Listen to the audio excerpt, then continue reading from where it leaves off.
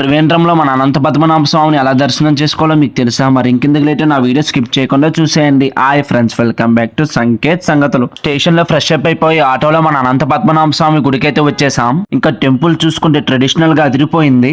ఇంకా బయట గోపురం చూడగానే నాకు గూస్ బంప్స్ అయితే వచ్చాయి.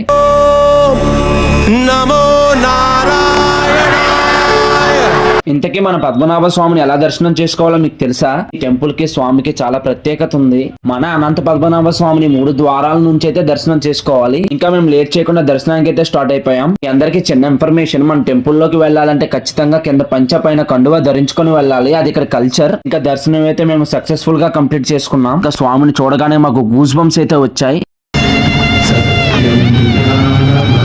టెంపుల్ బయట మా ఫ్యామిలీతో పిక్ తీసుకున్నాం.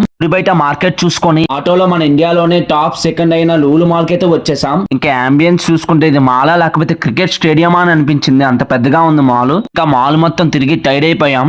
ఏమైనా తిందామని ఇక్కడ బేకరీకి అయితే వచ్చేసాము. ఈ చేప అయితే ఎంత ఉందని అనుకున్నాం, కానీ అది చేప కాదు, అది బ్రెడ్. ఇక్కడ వెరైటీ ఆఫ్ డోనట్స్ అయితే ఉన్నాయి. మేమైతే 2 తీసుకున్నాం. బుజ్జిని చూడండి ట్రాలీలోనే అలా షాపింగ్ చేసేస్తుందో. ఇంకా బర్గర్ కింగ్ లో బర్గర్ సిప్పుకొని తినేసాం. ఇంకా ఫైనల్ గా బయటకు వచ్చేస్తుంటే ఇక్కడ ఏదో వింత వింతగా బొమ్మ అయితే కనిపించింది. అది చూస్తే మీకు ఏం గుర్తుకొచ్చిందో చెప్పండి.